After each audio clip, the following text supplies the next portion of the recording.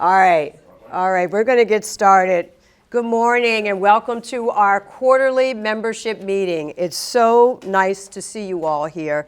And for those of you I have not had the pleasure of meeting, my name is Tanya Landry and I'm the president of the League of Women Voters for North Pinellas County.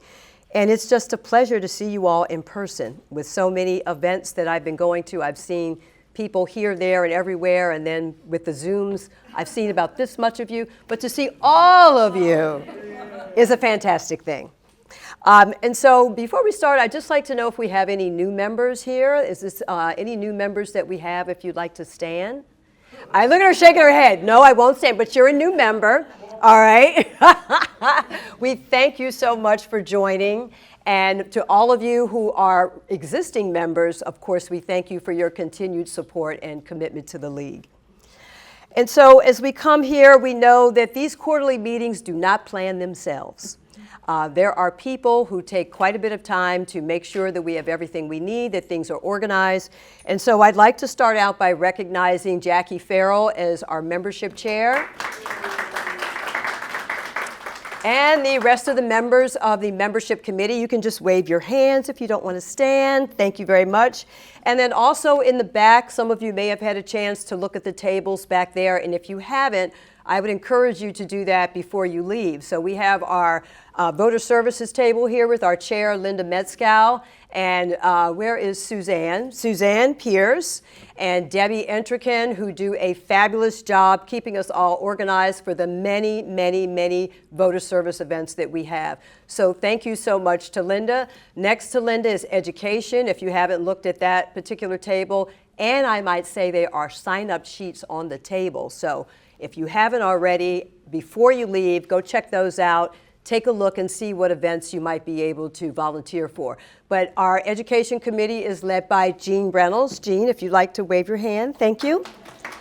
And members of the education committee, you can wave as well.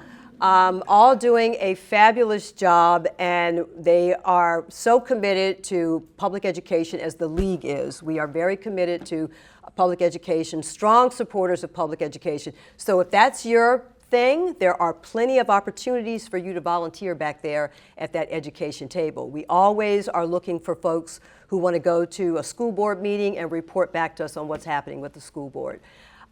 So thank you very much, and thank you for all of the work. Also, some of our board members are here. If you're a board member, Beth, you can just wave your hand. Thank you. We thank our board members for being here in attendance, and Jackie is a member of the board too.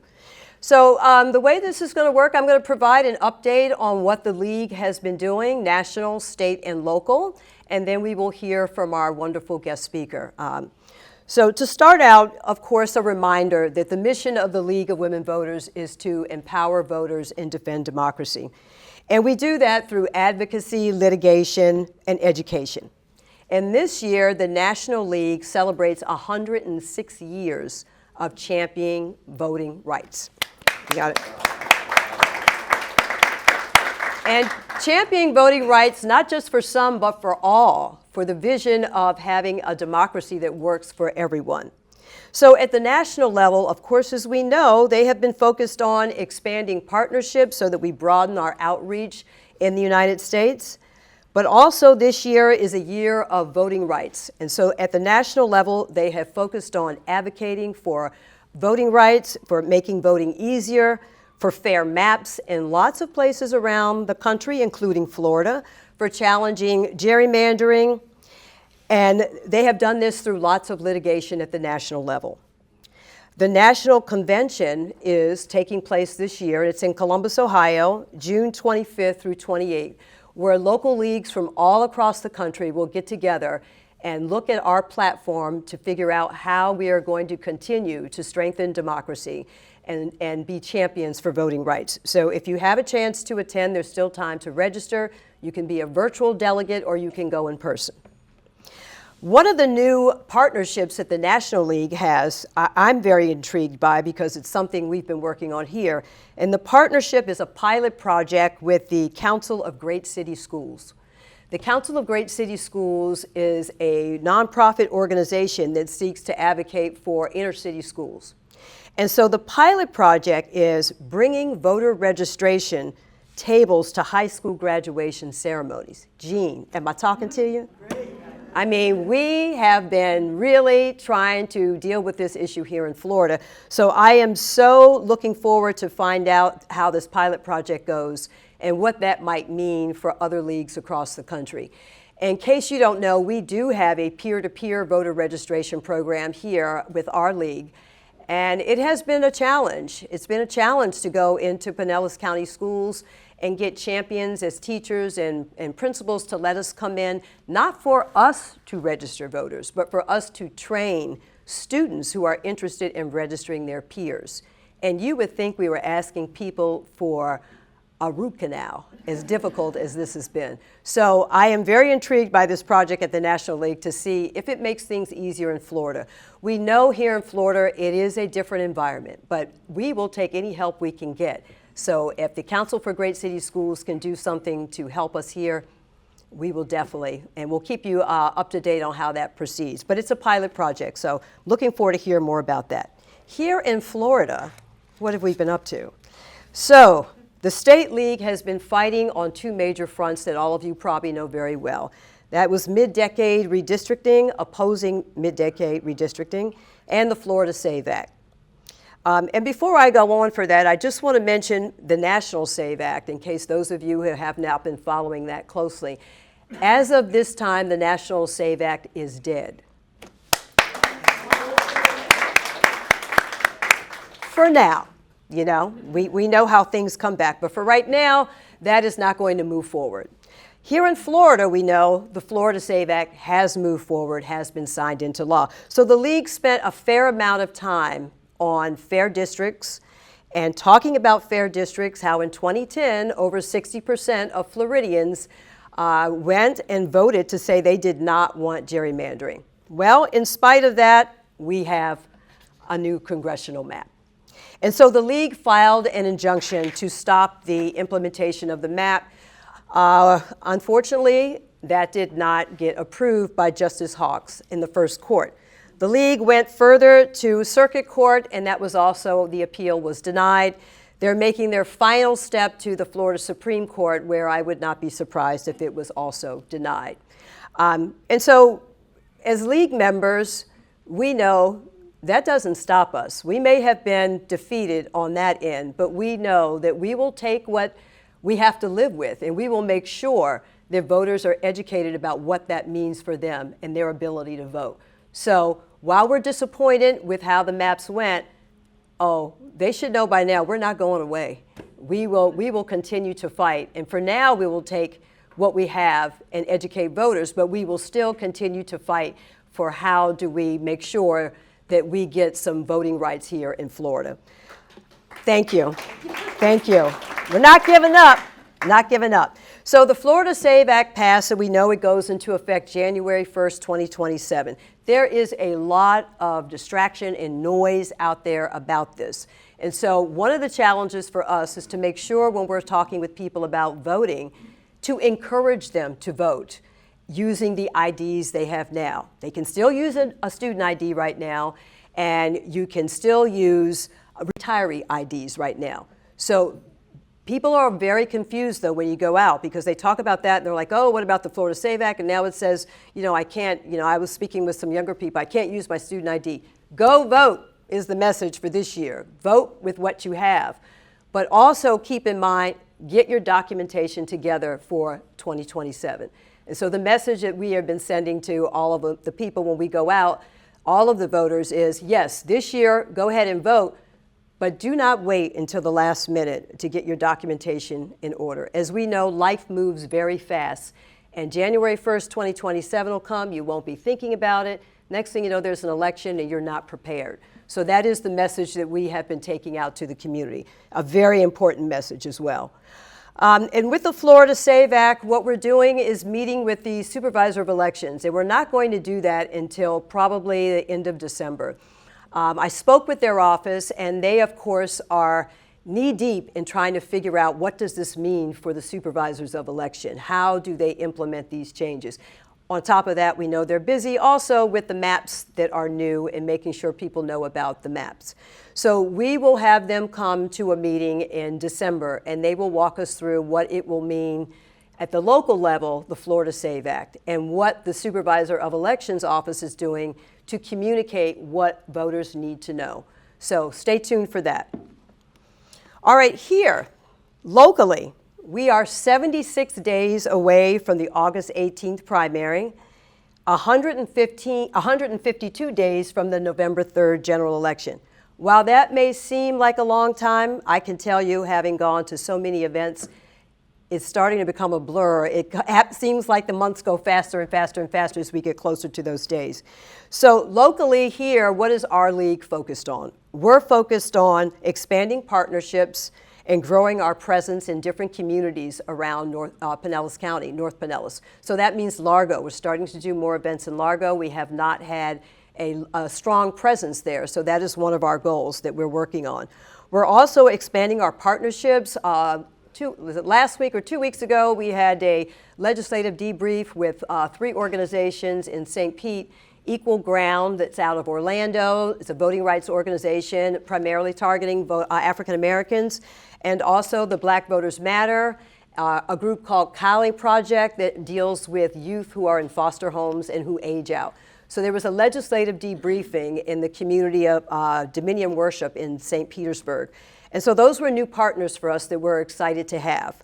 You can only grow in this organization when you continue to expand to new partners, and partners who are like-minded in terms of voting rights and social justice and who are nonpartisan. So we're also focusing on targeting voters 18 to 30. And that is a really key thing that we're working on for this election season.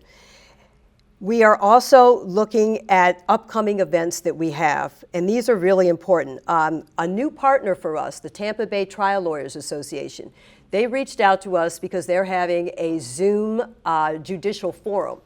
And I don't know about you, but when you're out talking to people in the community, when you mention judicial or judges, their eyes glaze over. You know, they're just like, they have no idea first what I'm talking about, and then when I explain it's, electing judges, they really don't understand how do I even find information out about a judge. So the Tampa Bay Trial Lawyers Association reached out to us. We're happy to have this new partnership. There will be a judicial forum for the 6th Circuit, and it is June 28th. It's going to be via Zoom. June 18th via Zoom. And we have information on the back tables about that if you're interested, and you need to register so that you can get a link for that. So I think that's going to be very important because it gives people an opportunity to hear and see these judges up close and personal. Myself, typically, I end up, on the internet trying to research all of these judges, and I know a lot of people don't want to do that. Of course, I go to Vote 411 and see if any of the judges have answered our questionnaire. But yeah, it takes a little bit of extra effort if you're going to be knowledgeable and be a well-informed voter to vote for a judge. So I encourage you to take that back to all of your networks that we will have this judicial forum. Of course, there are many, many events planned for voter services. So if you haven't looked at their table, we are really getting booked, and that's a good thing, and I'll talk a little bit more about that later. We also have a Pinellas County School Board Forum, so Jean would love for you to show up for that. Very important, June 29th, St. Pete College, Seminole campus. Very important to come out and hear what the candidates have to say. And some people, when I'm out in the community too, will always talk about, well, they don't have any kids in the Pinellas County school system, they don't really care about the Pinellas County School Board. And we know if you look around Florida, there are school boards that appear on the news and not in good ways. So we are fortunate to have a school board that is focused on what is best for the students, every student. And so you want to make sure that communities know and come out and have the knowledge to vote for school board candidates who are going to focus on the students and are going to focus on making Pinellas County the great school system that it is. So that's really important. There's a flyer back there also on the school board forum that you can take with you. So some other projects. A digital media campaign. This is our first try at this, and it goes back to targeting 18 to 30-year-olds. And so we are doing this in partnership with the St. Pete League, and we are asking 18 to 30-year-olds to give us a 60-second video on why they vote, why they think it's important to vote, or matter of fact, even maybe they're a first-time voter, but we'd like them to give us a video. The videos will be edited by a company that we're working for that agreed to do this pro bono for us. I don't know about y'all, but free is good. Free is good. So they are doing this for free. They will edit the videos. They will put them out on Facebook and Instagram. And the campaign will start in September and go through the November 3rd general election.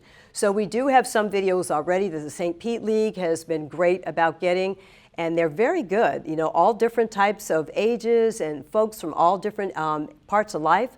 So we are very excited about this, and we would love to get more videos. So if you do know 18 to 30-year-olds, please share this information. If you do know, come and see me after, because I have all the information that I would need to pass on so that they could do this project. So we're really excited about that. So there's good news and there's bad news. The good news is our league is a trusted source of factual information, and we receive many, many, many requests to go out to the community, to table, and to make presentations. The not so good news is we don't have enough volunteers. And as this season progresses through the primary in August and to November, we need a lot more people. You know, we don't want to say no in the community. We just want to say yes.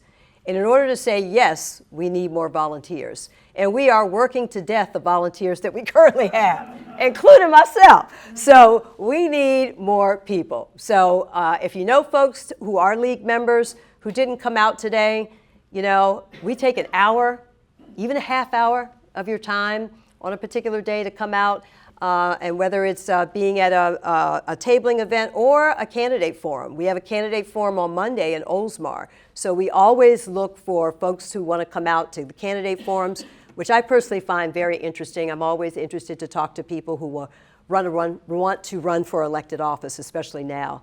And we need moderators for that. So if you're interested in those things, you can see me later about that as well. The last project I'll mention is a new partnership we have, and it's with an organization called Braver Angels. And has anybody heard of Braver Angels before I start? Oh, good. Okay. All right. People have been reading the league email. Wonderful. It's a nonpartisan organization whose mission is to inspire Americans to practice courageous citizenship across political differences. Shocking, right? I'm excited about this partnership for us. At the national level, they have a program that they've been doing called Bridging the Divide. And they've done a few activities here and there, and they're encouraging local leagues to do some activities bridging the divide. So what I like about this organization is they are already doing a lot of workshops and trainings, and that we can now take advantage of those. So the way it works is they have several different levels of membership, and we joined one called Braver Network. And it's for organizations that are interested in reaching out across the political divide to a return to civility and public discourse. So we are part of Braver Network, and it links you up with other organizations that are also part of Braver Network. And so we will be able to do trainings with other organizations. But one of the other benefits that's great is that the first year, Braver Angels gives us 100 memberships, individual memberships that are free.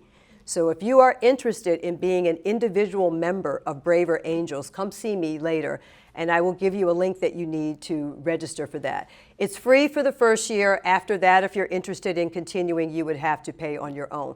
But I'm very excited about that because we know with the league that when we go out into the community, the first thing people say is, here come the Democrats again.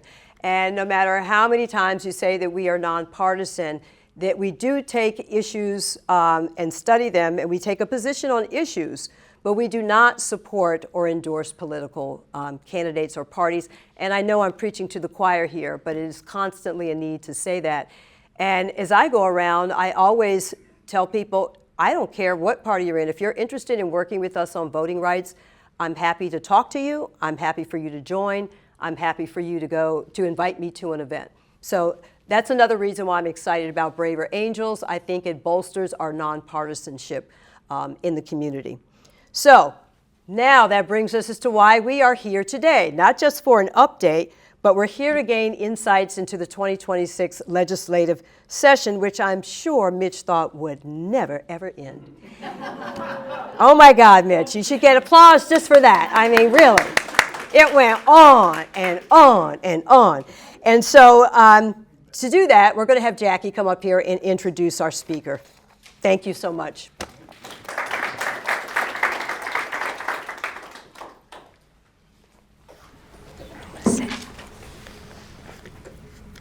Good morning. Good morning. Good morning. Thanks for being here. My idea of a perfect Friday night, and my husband's here, he can vouch. Okay, PBS NewsHour, Brooks and Capehart, Washington Week, and Florida this week. Often, Mitch Perry is on this week. So when I spotted him at a candidate forum, I went up and asked him if he would speak for us, and he very graciously said that he would. Some background on Mitch. He is the senior reporter for the Florida Phoenix. He has worked for Bay News 9. He has worked for Florida Politics, Creative Loafing, WMNF in Tampa. And as he told me very modestly, he's sort of well versed on the Florida legislature. Thank you. Thank you.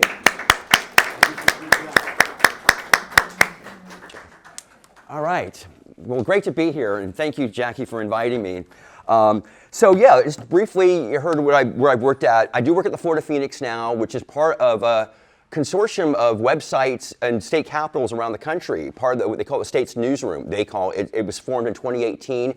I was part of that original group of 4 reporters who went to Tallahassee. I lived in Tallahassee for a year and a half, 2018 to 2019, and then I was like, I don't know if I want to stay in Tallahassee, and I ended up getting a job at Bay News 9, which, when we're done I'm taking questions, maybe we can talk more about that. That was good before it wasn't good, doing that. In fact, it was interesting, though, driving into Safety Harbor this morning, because one of my first stories I did for Bay News 9 was on the Safety Harbor mayor election between Joe Ayoub and Tanya Vidovic, which was heavily controversial. And I had kind of bad memories now thinking about that, driving in here. But it's great to be in Safety Harbor. And then anyway, so I did that for 3 years, and then the Phoenix let me, basically, so I'm in Tallahassee for the regular legislative session, and then the rest of the time I'm in North St. Pete covering events mostly that are state related. I can't really do too much local. Now, I did the other day, the big St. Pete City Council vote on Dump Duke, if you will, right? Looking at becoming their own municipal utility. That does have, state implications. And so I got to write about that, which was fun. And of course, as we saw, the council decided to go ahead with the study, $590,000, and we'll see if they're going to do it. Interesting, Copley Gertis, one of the city council members, mentioned that even though we have a lot of big cities like Lakeland, Tallahassee, Orlando, who do their own municipal utilities, none's done it a long time. The last one was 20 years ago, and that's Winter Park, right? I think it's kind of a small city, but those other cities were like 100 years ago he was talking about, and I think it's really tough to do it. It's very expensive, right? And it's going to be a lot of litigation if they go ahead with that. But I think it's kind of cool that they went ahead and did that. Okay, I worked also, like I said, Florida Politics, Creative Loafing, WMNF, and I do have a radio show on WMNF every Friday morning between 11 and noon that I encourage you to listen to. Next week we'll have Bob Enriquez, Hillsborough County property appraiser, to talk about the property tax proposal, which we'll talk about in a minute, and also Brandy Gabbard, who is one of the candidates for St. Pete City, St. Pete Mayor, right, coming up August 18th. Okay, so talking about the legislative session, I think we need to go just from what just happened now, and then we can go backwards, going all the way to January, which, the SAVE Act was one of the big things that, I kind of forget, like all the things that went on there. I have some notes here if I have to remind myself of that. But anyway, so what we just saw, of course, this week on Tuesday was the legislature approved a constitutional amendment on property taxes, right? And specifically, it's so interesting because Ron DeSantis, this is his baby, right? He's been talking about this for a whole year plus. And so is Blaise Angolia, our CFO, going to community, saying I think he's like priming the pump, right? Selling people that local governments are spending excessively, because we know that's going to be the argument, is that local governments can't do this, and they're not going to be able to afford this by having this property tax cut. Okay, And I mention this because DeSantis, I was in Tampa at the press conference 10 days ago, a week ago Wednesday, when he finally unveiled this plan. I should say this about the legislative session overall. You know, I wrote the day that the session began that two of the biggest issues were going to be congressional redistricting and property taxes. And we already knew that congressional redistricting was going to be a special session. He had already announced that in April. And so we weren't going to deal with that during the 2 months of the regular session. He never said, he's been so coy in all this stuff with property taxes. He never said we're not going to deal with it now. But most people felt, I certainly felt like they aren't going to deal with it during the regular session.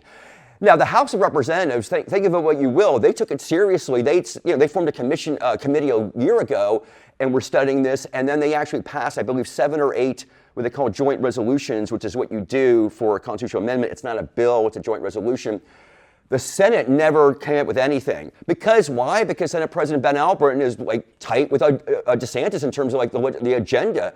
And so the House passed something in the session. Okay, let's talk about that. So what the House did, before we get to what we now are dealing with, because it's interesting to see how this thing has just gone along, the narrative of it all. So the House, at one point, the proposal they decided to do was going to be phasing in a homestead exemption of $100,000 a year for 10 years, up to $1 million. And their thought was, that seems thoughtful when you think about this, is that by year 3 or 4, like the average median home value is roughly around $350,000, $400,000 in Florida. So by year 4, theoretically, you know, everybody would like no longer have to pay their, you know, their property taxes on homestead properties non-school. That was what the debate was, or discussion. So it would give local governments time, up to 4 years, to deal with the intensity of like all this lost revenue. That's what the plan the House decided on back in February. And the Senate came up with nothing. So they weren't taking it seriously at that point because DeSantis didn't want them to do it. DeSantis was always critical of everything the House came up with. And so the day before the House was going to vote on it, they decided to amend their own bill and decide we're going to phase it out January 1, all non-school homestead property taxes. Why? Because they could say that they did that, because they knew it wasn't going to be passed. It was kind of irresponsible. So nothing happened during the session. It happens now. And Ron DeSantis said for last year, he's all mad at the House Republicans. Like, I want to make them vote on it like close to the election, you know, like make them, you know, have to deal with this thing. Because like most of them support this, right? But he's got this whole battle with Speaker Daniel Perez and others. He's made it really personal, as we all know. Okay, so when did they come? So anyway, so DeSantis has his press conference and he says, okay, this is going to be the deal. It's going to be $150,000 exemption for a year, then $250,000 for 2 years, up to $500,000. He says that would be like 92% of households would no longer be paying property taxes. Now, I was told by a reporter in Tallahassee, he says, Mitch, because I can't, you're going to be at the press conference. You should ask him, because this debate all session had been school taxes would not be part of this plan, right? And this reporter said to me, I think he's not going to have school tax. That's not going to be part of it either. That schools are going to be taxed, or that's going to be taken out. But once he never mentioned it during his speech, and so but he did mention this trust fund where local governments could ask for grants for when they realize they can't afford certain things. And so I asked him just directly about that trust fund. I thought that was noteworthy. But I didn't realize, he still never talked about the schools. And so the schools was not part of this thing, which is like a whole different thing than the House had ever discussed during the session. Okay, so what they passed this week was officially, by the way, the language does not say anything about $150,000 in the first year. It does say $250,000. There'll be a homestead exemption for homestead properties from the $50,000 you get right now to $250,000. Doesn't say anything more about. It doesn't mention $500,000 at all. It leaves it up to the legislature, theoretically, where they want to go after that. And there's no trust fund, and there's mixed feelings about that. And that I'm saying because there have been other trust funds, dedicated trust funds in Tallahassee, the most famous one being the Sadowski Trust Fund for affordable housing, that they historically rated. They don't do that anymore, but they did forever. So they're not that sacred. And the whole thing about a trust fund would be like, okay, how much money is going to be in there? What's the criteria? He did say that it was going to be for schools. He said it was going to be for law enforcement, public safety. Those are the things that they could ask the state for. And that's not in there for different reasons. The Republicans didn't want to put that in there. So I think that's really, it also says, you know, you got to move here before December 31st to qualify for this, right? Or else, and a lot of people think that's going to be problematic. Otherwise, you have to wait 5 years. People think that's going to be problematic in terms of legally and might get struck down because of that. And yeah, that's the thing. And so the campaign is on right now, right? We've got less than 5 months till the November 3rd election. And every day, you know, is going to be discussions about this. And it is so interesting and it's complex because counties are all different in terms of how much they rely on homestead property taxes for funding local governments. Some counties is as much as 70%, 72%. Other counties are it's not that much. In Tampa, for example, and again, people say like public safety, that's sacred, okay? And that was also part of that House bill originally, was it said you can't cut funding for public safety for 2 years. That's not in this language anymore.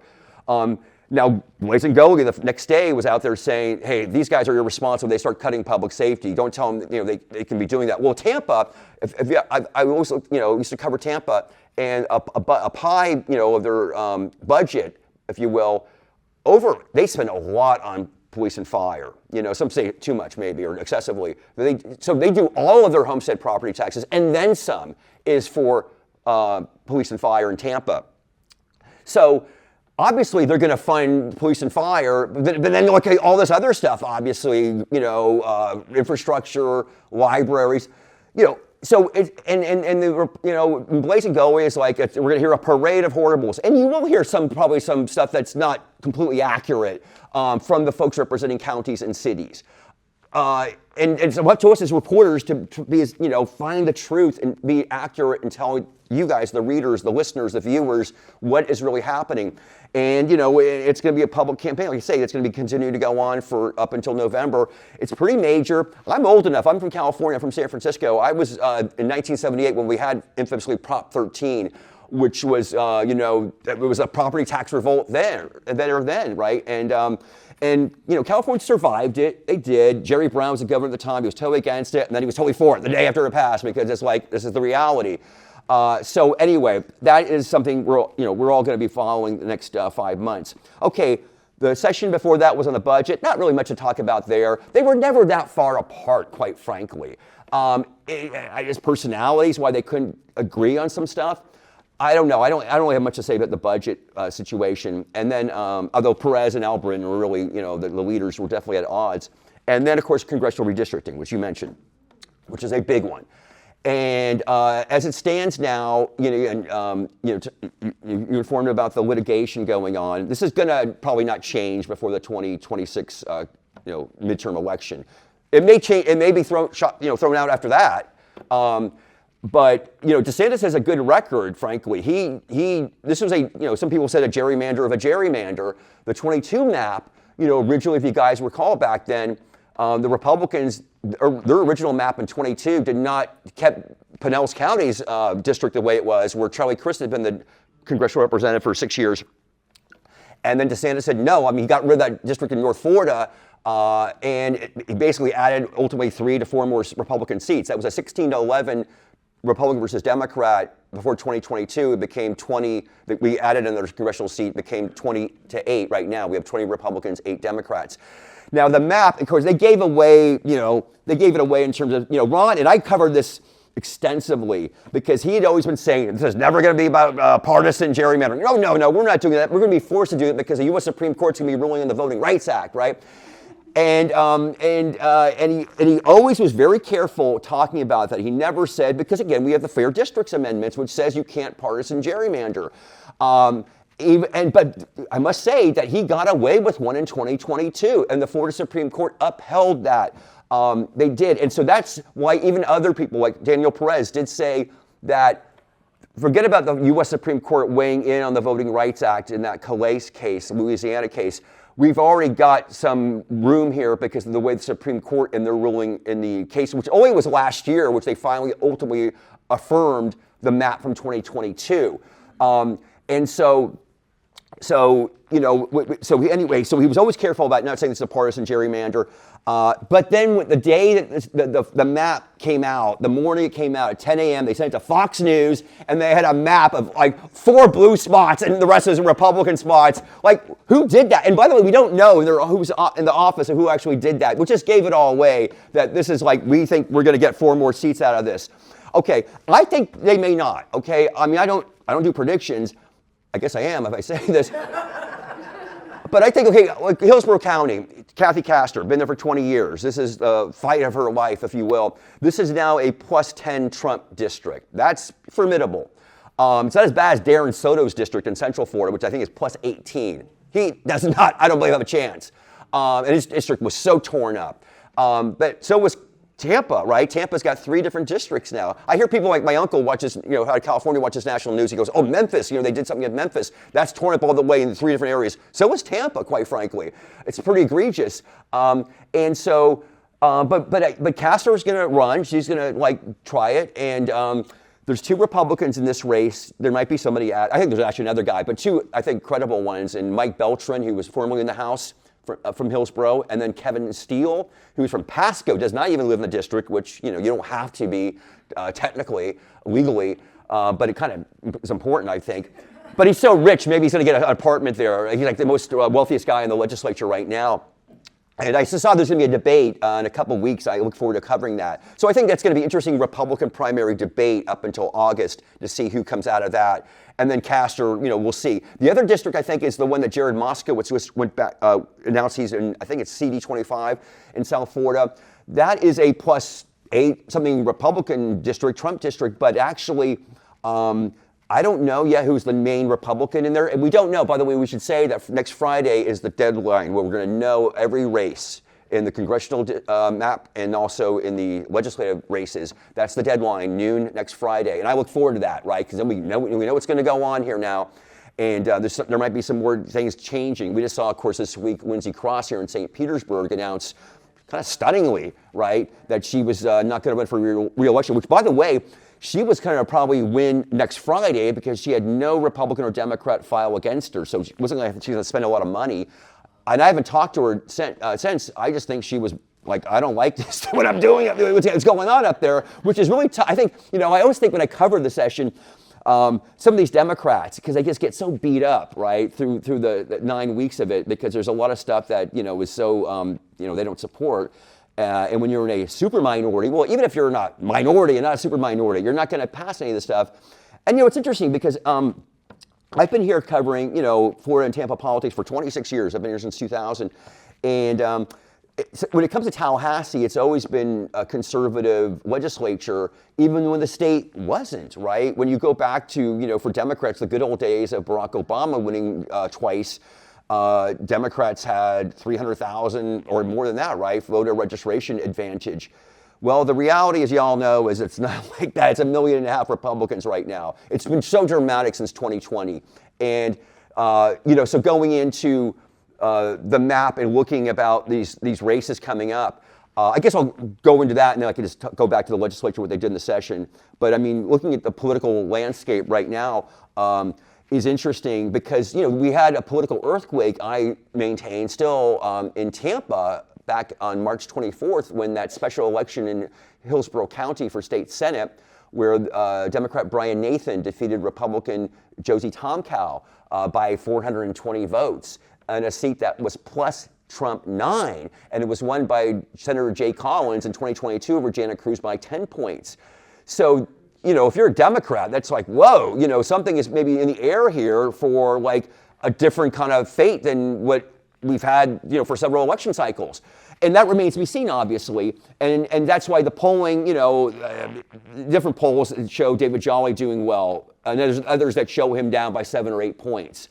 So that is something, the Democrats lost their standard bearer for president, Kamala Harris, and also for Senate, Debbie Merkersel-Powell, lost by 13 points in the 2024 election. So, which is by far, and then DeSantis won by 19 in 2022, right? So you're not going to see that if the Republicans win this fall and again, these polls showing like 7, 6, 7, 8 points that Jolly's behind against Byron Donalds in mock matchups. I think a race that is going to be interesting to see is the Attorney General race between James Uthmeyer and Jose Javier Rodriguez, the state senator out of Miami-Dade County. They think so too. Well, I hope everything's okay over there. But yeah, I think that's going to be interesting because Uthmeyer's never ran for office, as you know. He was just appointed by Governor DeSantis a year ago. And I'm told that, I was told that he appeared at the Tampa Tiger Bay Club a month or so ago, and it was great. I was so good. Sometimes in recent years, Republicans don't want to go to these Tiger Bay clubs. They think that it's not really worth their time, and the audience is going to be too liberal, which it definitely is not in Tampa Tiger Bay. I think it's a lot of Republicans there, and they were giving him support, Uthmeyer. But I was told that one reason that maybe he did show up is that some of his own internal polling doesn't show him blowing the way Jose Javier Rodriguez, because in fact he's never ran, he's never been on the ballot. He does get a lot of attention, right? And again, all of us do it. And I feel this way about, say, Blaise Ngolia, the CFO, because not so much for he's running for re-election himself, or he's never been on the ballot for CFO. He will be. But the free media, if you will, because we cover these guys all the time. And Ngolia, like I said earlier, has been all over the place saying wasteful, excessive spending in these places. And the media, if it's in your local community, you got to write about it. And whether he's accurate or not, he's saying that out there. He's getting that message out there. In the case of Uthmeyer, he's out there 3 times a week, announcing a lawsuit. And some of it's just very traditional, and then some of it's not orthodox, like suing the NFL, right? To me, that's for DEI practices, because of the Rooney Rule, about interviewing minorities for head coaching positions and other positions, actually. I'm sorry, I think that's a publicity stab. What's he going to do? Technically, he's does he have control of the Miami Dolphins, the Tampa Bay Buccaneers, and the Jacksonville Jaguars? I mean, I think that if he's going to do anything, it's going to be against those clubs. He certainly has no authority to do anything outside that. And I know they're working together still. I'd be surprised if anything really comes out of that, but he continues at it, and it gets national attention, So that's smart if you're want to make sure that people know who your name is when they're going to vote in November. So, in any event, let's follow up, and then we can take some questions if you'd like to talk. Oh, the other thing about the congressional races, another one that's really interesting is in South Florida, where Debbie Wasserman Schultz has just announced 2 weeks ago, right? She's going to run in this district that had been held by Sheila Sure-Files McCormick in CD20, which has been historically one of these 3 held by a black representative. Alcee Hastings forever, until he passed away a couple years ago. Sure-Files McCormick had been there until she quit a couple months ago because of this ethics investigation.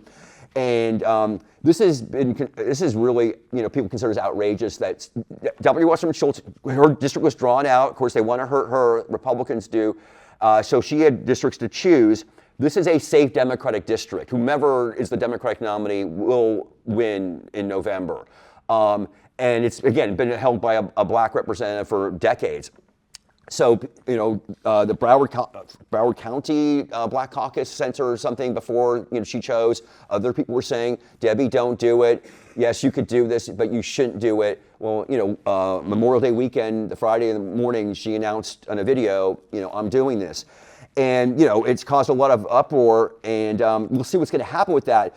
The candidates, I think there's 4 or 5 candidates, black Democratic candidates. They met on Monday to discuss maybe consolidating and only having one candidate run. We're going to see what's going to happen on Friday, when they made the final announcement of who's going to run. But that's something to watch, because that's going to be a national story. W. Wasserman Schultz, as you all know, was former DNC chair 10 years ago, kind of controversially at that time, if you remember some of the things that were going on with the DNC. Bernie Sanders, Hillary Clinton. So anyway, that's something that is also, I'm watching. And then briefly, about the legislative session, which actually did happen between January 13th and March 13th, way back when. Do we remember any of that? Well, you mentioned the SAVE Act, of course, and that is important to know. And there is some misinformation going on about that. And maybe you can correct me. I think the deal was right. We know that, if you have a real ID driver's license, you're good to go, which not everybody, I'm not saying, I think, in fact, it was reported at one point, there's between 800 and 900,000 people who do not right now. So that's a lot of people who right now, that means they would have to get some other form of ID if they're, when they register to vote. But I heard this on my own radio station, and I wanted to go and talked to the programmer before me because I think she was spreading some misinformation. Maybe you can clear this up for me. But like again, if we have real ID right now, we just voted, last year, whatever our last election, and we're all good. We're still good, right? Yeah, exactly. If you're re-registering or you're registering for the first time, that's when you're going to have to show, the proper identification and all that. And that's going to be problematic, and that's what the league is very concerned about, for sure. So anyway, that wasn't our latest big election bill, which again, you guys know well about, all these election bills that have been passed since the 2020 election, which is so interesting, right? Because Republicans, it's a cliche, it's a model election, and then they come back with this hardcore election bill next spring. I will say that there are these voting integrity groups. I'm sure you do, in Pinellas County and around the state too, that they don't get, they're derided and all that, and the supervisor of elections don't like these people, but I think they have some clout in Tallahassee, and these lawmakers hear from them. These people are intense, and so in a state that's a Republican-controlled state, this is the thing that animates a lot of Republicans, and they, so that's why I think you continue to see these bills where the legislators will always say, yeah, I know we had a great election last year, but we can't rest on our laurels, right? We got to make sure, and all that. So, but in terms of there wasn't any heavy. There was another anti-teacher union bill that did pass.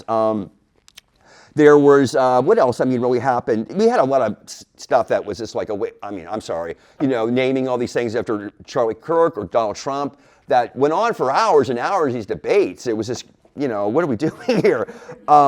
So, that's my take on it, obviously. But yeah, is there anything, and then there's always some bad bills that don't get through that you're covering, that you're watching. There was an agricultural bill that, the Maha people were against because I forget, there was something where you couldn't sue, and they got rid of that. Anyway, so there was something really. This legislative session was kind of a weird one in terms because those really big ticket items or ones that were not going to be addressed during that regular 9-week session. So I think I'll leave it there. I wanted to keep it on 20 minutes. So if anybody wants to, ask any questions, yes, sir. Oh, hey, how's it going? Eliseo Santana. Hey, Eliseo. Reference to the property tax. Yeah. First, I want to say that I support keeping a structure that is there. We have the county. We have 24 different municipalities in Pinellas County. The majority of these municipalities get a substantial amount of their funding from the property tax, and that's the way it's been. So in order to make, I am not an advocate for property tax. Let me start off with that. But I am an advocate for keeping the governmental structure that we have now. In some municipalities, it's a lot better than others. Right. But that, as an individual voter, we have a choice in that. It appears to me that the lack of guidance and a specific way of getting funding is missing from all of this situation. I'm taking it, and I would just want to get your opinion. Yeah. Is this an attack on a governmental structure that we have now? Well, yeah, a lot of people say that, again, another attack on home rule or local government, right? Because you're making them maybe more dependent. Well, again, they got rid of that trust fund. That would have made them more dependent, literally asking the state for more money. Local governments can do what they want to do now. See, Ngole can criticize them. Yes, he has the power to do that. They can't really do much more than, the local, and they still obviously rely on some state funding for education, obviously. And again, I shouldn't say, education is not being, taken away now, part of this. And that's why I think DeSantis, I mentioned this earlier to Jackie, but Ron DeSantis, he has not commented publicly yet on the proposed tax. The biggest thing that he's really kind of cared about the last year. I looked at his two Twitter feeds this morning. He still hasn't said anything about this. I don't think he's happy with what they passed. They took schools out of being, they could take, school property taxes out. And because the Republicans said that's a little too radical. We haven't discussed this all session. We're not going to do that. But I thought about this morning, by the way, about Pinellas County specifically with the 24 municipalities.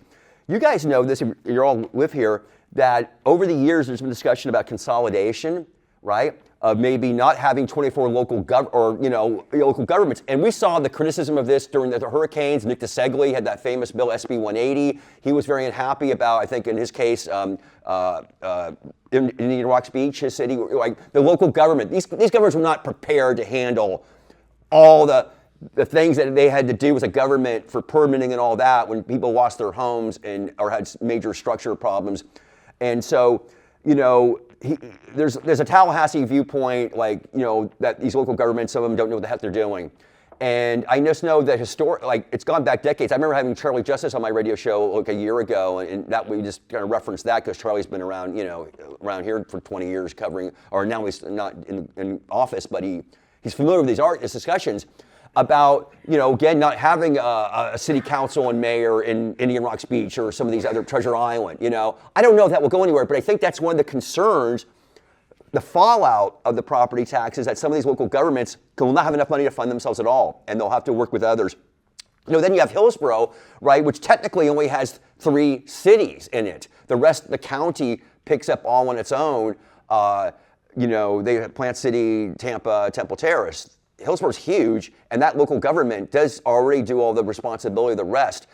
Pinellas County, they do, but they don't because you do still have all this local stuff going. They have like a local government. So anyway, that could be a fallout of that. But again, and the thing is, I think to me, the issue about the property tax issue, whether you might support it, you really think, again, the Republicans say this is a way for deal with affordability issues, which is topic number 1 that voters say they are concerned about, which we are, right? And this will give needed property tax relief. But there was just never enough of a discussion, I believe, about how to make up these revenues. That's just the fair thing, I think. And that's why, now it's kind of staring people in the face. And again, what could you actually really lose? And I think, again, local governments are all going to be doing this the next weeks, soon. They'll have their appraisers going in and talk to them, and this is what's we got going on now, and they're going to look to cut already. And maybe, again, I think it's legitimate. There's definitely, waste in government everywhere. There certainly is waste in local government. So, it's not a legitimate issue. But again, the Blazing Golia way has been to say there's all this extra money that they've been spending, and Governor DeSantis says this as well.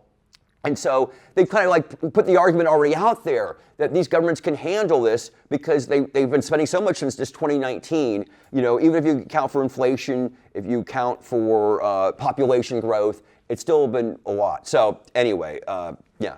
Yes, sir. Oh, go ahead. 2 questions. How much power do the lobbyists have?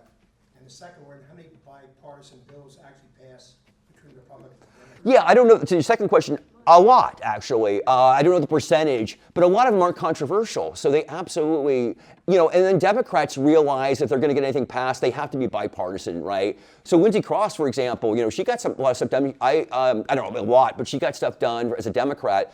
And she always had to try to have, a Republican co-sponsor. That's really, Darrell Wasson infamously has done that. Darrell Wasson's been criticized by some, for being like, oh, you work too much with the Republicans. Hey, it's called the math, man, in Tallahassee.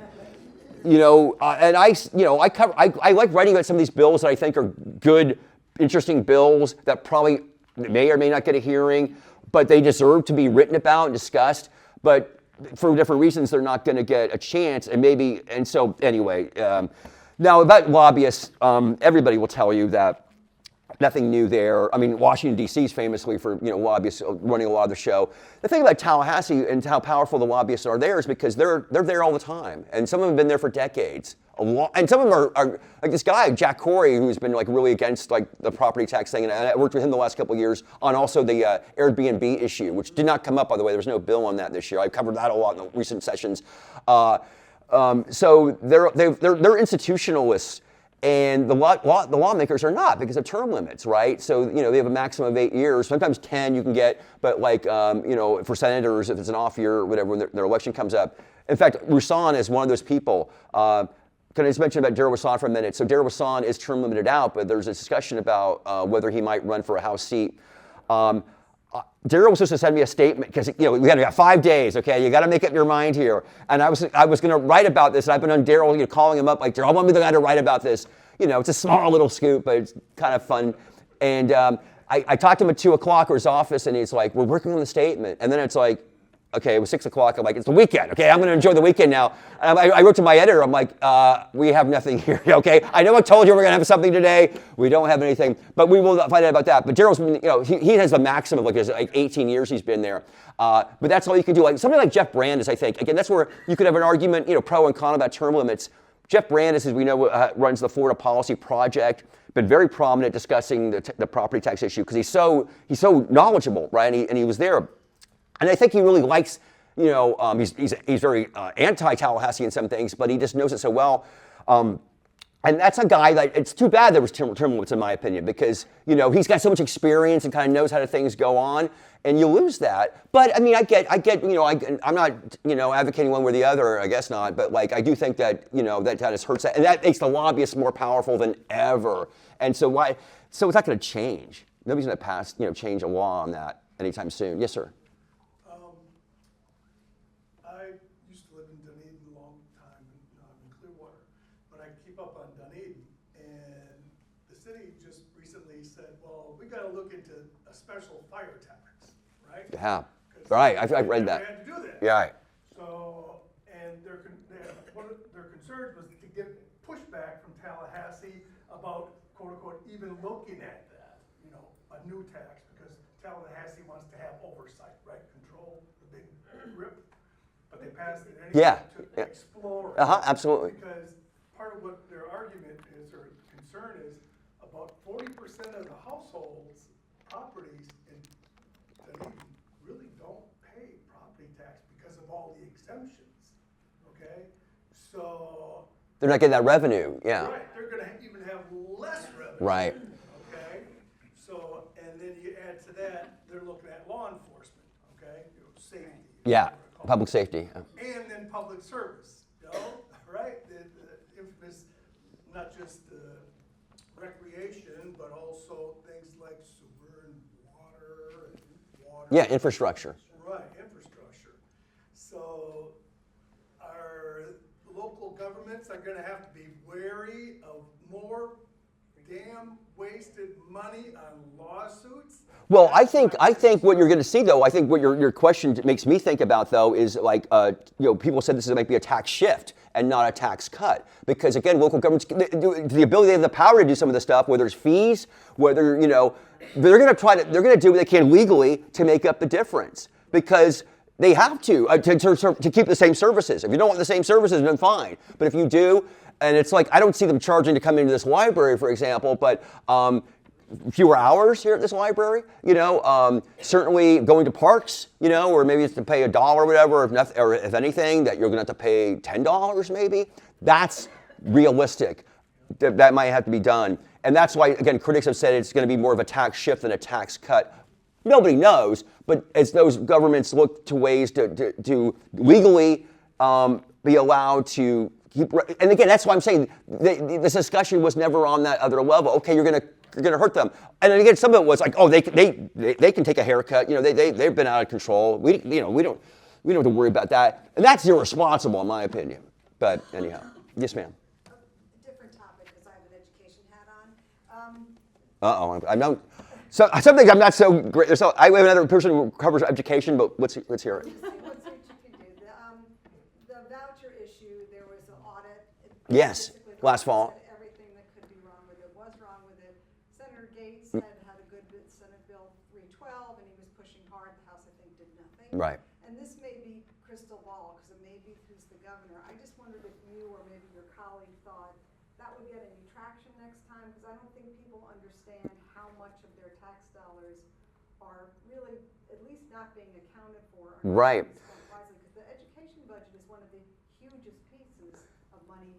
And it plays into this whole controversy about vouchers, right? And about how we had that bill a couple years ago, basically vouchers for all, right? Which, yeah, some people think is, again, irresponsible. You're right, Gates had that bill. It was an interesting bill, and the House had no interest. And again, you did see that in another, again, because it goes back 4 or 5 months when we had these things that we're really interested about, and how in some things there was a bill in one chamber, not the other. They were really in dysfunction on a lot of that. So will that come up? I believe so. Is there enough Republicans to care about it? That's the whole question, right? Because the Democrats all do on something like that. Gates is well thought of He is, but he's also, he had a bill about trying to somewhat regulate the Public Service Commission. It went nowhere. So that only goes so far, in terms of like the respect they have for President Gates, as they call him, because he used to be the president, Senate. He is a Republican, that's what. Yeah, no, I know, but that's the thing though, because if Republicans who are in charge, but theoretically that could be for any bill, right? It's Republicans, and you're saying, I get you're saying he's a respected member, and he is. There's some that are higher than others in those 40 members of the Senate, and I think he is. I think he has that respect. But when it comes to the legislation, whether everybody's on board with it, and obviously the House wasn't, the House leadership wasn't, because I don't even know if maybe they filed a bill, but they never got a committee meeting. I don't believe they did. It's just interesting that it's an audit that the state did that Yeah, clearly says yeah. there are huge problems. Absolutely. Right. I mean, I agree with you. It was kind of a problem. Yeah, for sure. Yes, sir. Oh, sorry. Okay. Okay. Schools are so strapped, from funding. By the way, it's also interesting on schools. Like I always hear, our teachers are getting paid like one of the worst in the country. And then DeSantis always has this stuff like they're some of the best. I don't cover education, so I tend not to maybe believe him in the rankings that that say that it's like 48th or 49th. But I was like, okay, it can confuse the public, I think, who aren't really paying attention to it. Is that a case of description of position? Is it possible that there's more administration and fewer teachers, or? Well, I think we'll talk about teacher salaries, right? Yeah, just on that, not staffing. They're using only the salary in comparison, but I'm wondering about the structure of the school system. Uh-huh. And how it could become over time bloated at the top. Right. Too much administration. Yes, sir. Yeah, so Lisa had brought up property tax, and you mentioned about Airbnbs not coming up. Tourist development tax, that would make up a lot of the difference. Yeah. But I think that's an act of the legislature to change how. You're right, which is why Carlos Smith in Orlando has been trying to, and in fact, I think he brought that up as an amendment this week about how local governments could start using it. In Orlando, Orange County, oh my God, with Disney and all the, Universal, how much they get from that, and they can't use it. Right, it would take a state to change that. And Is there discussion on that? no, I mean, I think he might have had a bill himself. Did that bill go anywhere? No. And when Democrats were bringing up amendments at the right juncture, again, they only debated for 2 days, this property tax, which is insane. But he certainly didn't get anywhere. But again, what they do have, and in the social media era more than ever, he had, and I don't mean this derisively, I mean positively. He can play that, him saying that, asking that, because it's like, this is what I believe in, this is what we should be doing. Maybe to get people, if they cared enough about their state government, to go, we need to be doing this. Because that's the thing about Tallahassee overall, right? I think, it's so true that some people don't know who their local legislator is. They know, federal stuff to some extent, and certainly if they care about the stuff, know their local government. But the state, and so Tallahassee can do stuff all the time that rarely comes back, even if it's something really unpopular. And that was years ago. That was before we had way more Republicans, and then Democrats in these districts. So, but it takes a while. The think tanks need to be doing it too, like to promote something like that. Again, for a lot of counties, they don't have much in their tourist development tax. Pinellas does, certainly, and we know that, it's devoted to all these different things. That's been in discussion, whether it's beach renourishment or what have you, sports stadiums, et cetera. Yeah. Yes, ma'am. So, what about sustainability? What about it? Yeah, they've done some things, actually, to be fair.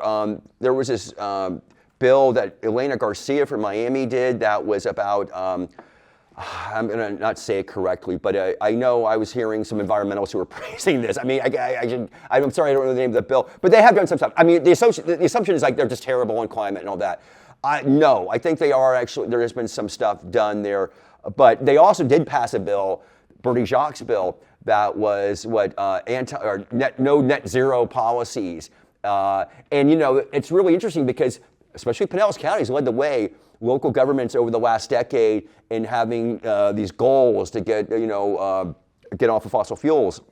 Sierra Club, I wrote a lot about that 10 years ago.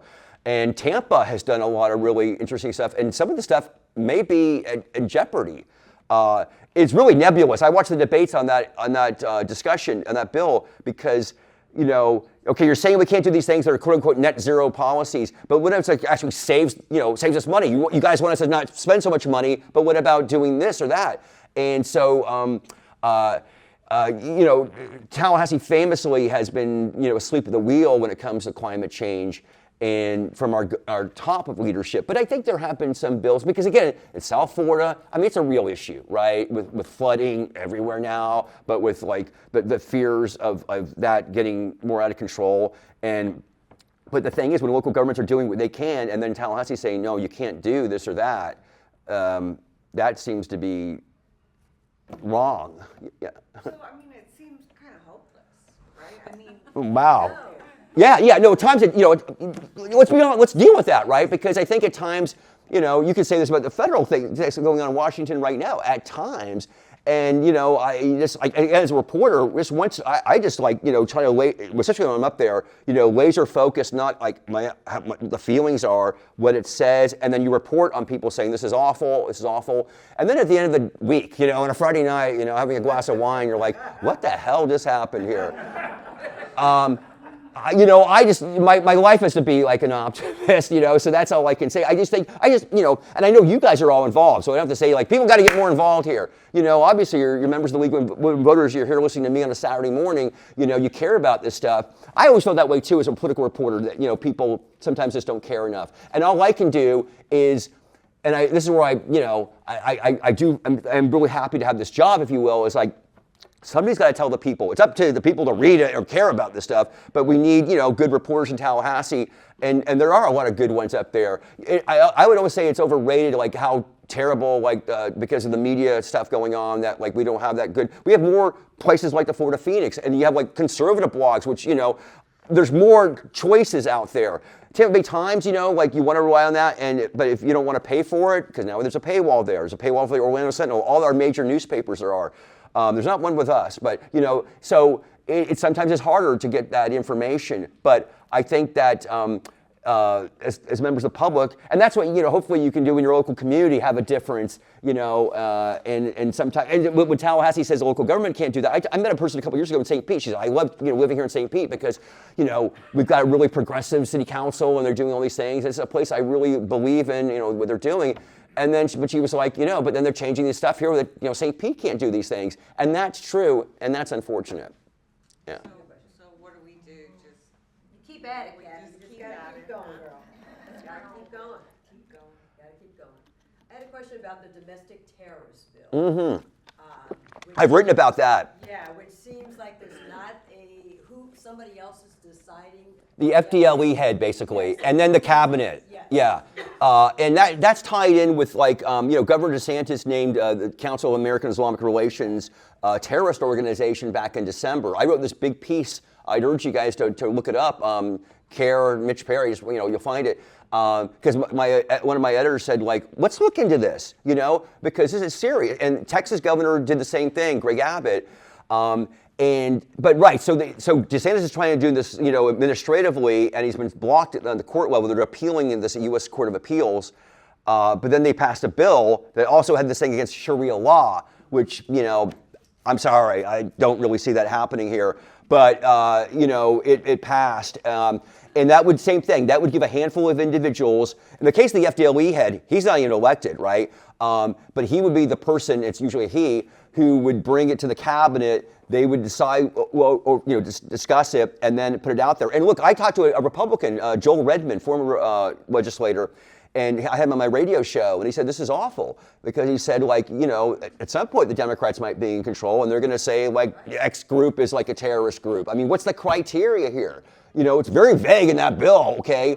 And so, yeah, and so that passed, and that's the law, state law. There was the piece also about students and protesting on campus. Right. And they could be expelled. Yes. If they are deemed a terrorist, operating or supporting a terrorist organization. So you think about the students who were protesting. Of course. In favor of the Palestinians, yeah. And the last 2 years. In the bill, I believe it said it passed, so they could be expelled, but also if they're not expelled, the other punishment could be if they're in state, they would be forced to pay out-of-state tuition. Okay, I don't remember that part. I also know there's something about funding of schools where, because we have some Islamic schools, right? That some people think that bill is designed to stop that from happening. Yeah. No, it's. It's a bill that would not have been passed in previous years. Just somehow the atmosphere. I think there were a few Republicans who voted against it, but yeah, and we'll see. We'll see about that. I'm going to be really focused. The U.S. The appeals court is going to rule on. Well, they're DeSantis. They don't like the judge, even the Tallahassee judge who blocked the allowing him to designate CARE. Also, the Muslim Brotherhood, who really doesn't. I don't believe have a presence in Florida, but CARE absolutely does. To strike them as being a domestic terrorist organization, which the federal government does not say at all. So yeah. Yes, Alicia, one more time. As more of a statement, it's crazy when you have organizations that actively try to destroy our republic, and I see now that they're trying to give them money and excuse them, and then organizations that want to work with our republic to strengthen it are being classified as terrorists. It just baffles me, and I'm afraid that our Tallahassee is going to have control over designating, and they have done a bad job, and they're going to do even worse of a job, and I'm afraid. Yeah. Yes, ma'am. I was wondering about DeSantis's power and how he's wielding it now, because he seems like he's threatening Yeah. people in government, and where he's going next. I know they talked about him wanting to run for president, but I think how is he setting himself up? Well, a couple things there.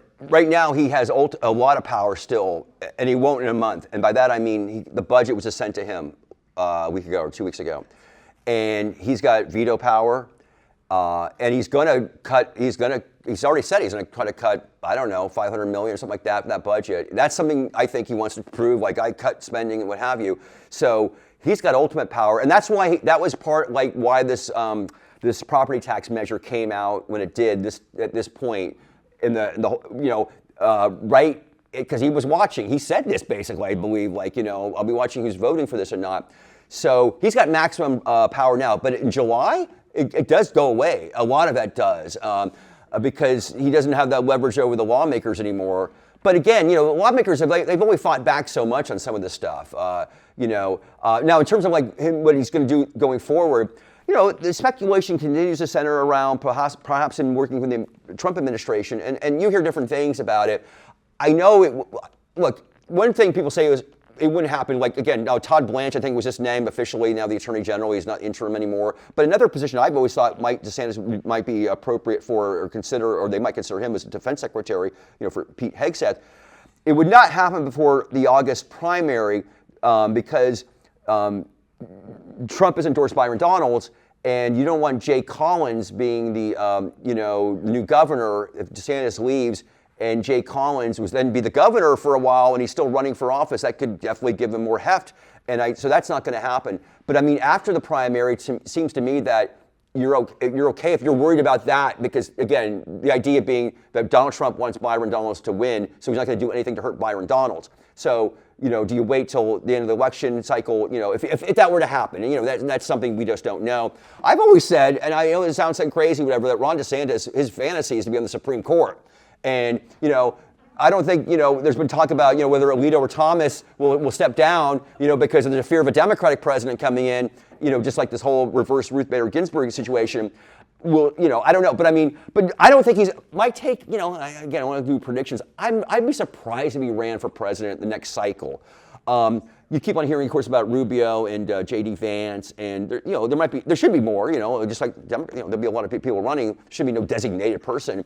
But to come back again, I don't know. I do think he wants to run for president. Don't get me wrong. I just don't know the 28th cycle. But then what is he doing? In between that time, we don't know. He's in government housing right now, right? He's going to get kicked out January 1, whatever. So he's got to find a gig, But yeah. So, but I mean, this is really his maximum leverage right now is over these lawmakers with that budget in hand and deciding what he's going to cut out. Yeah, for sure. I have a voting question. The Harrington and Henriette v. Moore, which was a great piece of legislation, it absolutely went nowhere. What is the league to do about these voting bills? Well, you know it. You know, like you guys are always on defense, right? Yeah, it was a great bill. It was a great bill. But Well, Rashawn Young actually, they put as an amendment to it, I think the big voting bill that did pass, just to introduce. It was of course symbolic. So we introduced it, and they all talked about how great it was, and you knew it wasn't going anywhere, right? But right, those are things in there like I don't know if it's the same day registration, but like voting. Yeah, you know, a lot. things in there. Right. The voting advocates. Money for the SOE's office, Yeah. which nobody talks about in this Florida Save Act. Right. There's no money ever mentioned. They're just going to have them do all these things. There's no additional money. I always feel that the SOEs, because I've done a lot of stories on these election bill stories over the years, and I'm talking about Republican SOEs who are like, they don't, you know, they don't want to be speaking out, you know, against their Republican lawmakers who have so much power over them. But, you know, as you know, they're like, you know, legal voter people. They're all about having as many people vote. That's the main thing they care about. And some of these bills, I'm not going to say, you know, others might call them voter suppression or whatever, but it just makes them a little harder to vote. And, you know, shouldn't you be making it easier to vote? You know, legally, of course, you know, but yeah, that bill has been, you know, around. Democrats offer it every year, and you know, yeah, it's there was actually also a bill they let Tina down in South Florida, state senator there. She about the whole returning citizens, you know, felons. You know, having a registrar, a database, which you know, Democrats have been pushing for that. They actually let her have a bill go through a couple committees. Actually, that had the farthest that it had ever gone, but it didn't go anywhere in the House. You know, so it's like kind of a tease. You know, but I will say, by the way, about that, Desmond Meade, who of course is the man who was really behind Amendment 4 back in 2018, the Florida Rights Restoration Coalition, who apparently is running for governor, like an independent candidate, by the way, but. I actually interviewed him about this months ago, and he actually said he didn't want this, which is interesting. A register, you think for sure you do, like so people who know for sure if they're illegal to vote, the state has the responsibility, you know, to put that information on a website. But he was something about a registrar. I guess just like people in gun rights, they don't like that. They don't like a listing. I guess that's where he was coming from. But I just thought it was interesting that this man, who more than anybody has been responsible for you know, allowing, you know, returning citizens, if you will, felons to get the chance to vote. Didn't want that, but anyway. But again, the state does have something. I should tell you. I wrote a story about this. They actually, because they had a lawsuit and they had a settlement, but it's so hard, and they haven't told anybody. There is some place on the state's website that you can get this info, or you can ask them. That's what it is. A voter can ask directly, and they're required to give you an answer or tell you within 10 days, like, we've got your information and we're going to give it back to you. So there's a way now that there wasn't before for people who are, you know, they were felons and like, am I eligible to vote? I don't want to get in trouble. I don't want to go to jail like they did, you know, with those people a few years ago. But it's really hard to find like the website. I mean, you got to click on this link and it doesn't say this is where you look at. No, it's on some other thing. But I wrote about it because I'm like, oh my God, that's interesting. That does exist. And I only found out, I forget how I found out about it, but it's not like they made it user-friendly for people to understand that, which is... I think that there's a 90-day required response time. Okay, you know about that. It may not be, Because we work with some Okay, yeah. it may not be mentioned in that, so it's simply. Yeah, but right, but they do have, there's a 90 time. days is a long time, But it's still there. You can sue them if they don't give it to you. Yeah, right. You know, because anyway. All right. I think that's probably it for me. So thanks so much.